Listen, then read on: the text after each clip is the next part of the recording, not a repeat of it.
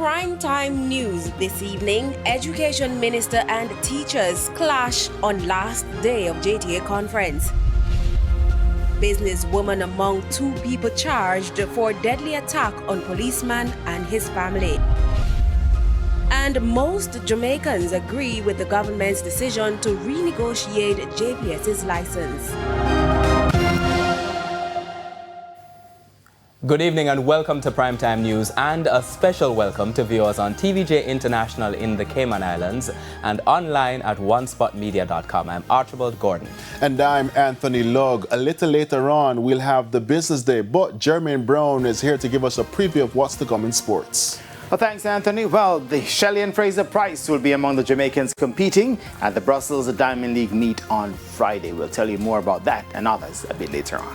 She also talked about who her fiercest rival was. I think Jermaine will have that. He says don't rush. Don't rush. And we're not rushing the weather either. Romain, what's happening? Thanks, Archibald. Now, tomorrow we do have dry conditions expected across most of the area.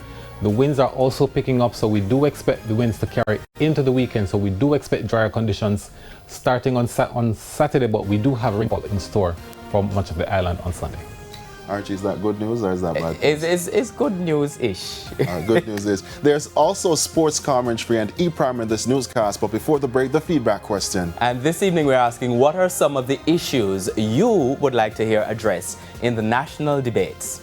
You can share comments online, facebook.com/televisionjamaica, and post on X at TVJ News Center. Stay with us, the news in detail right after the break.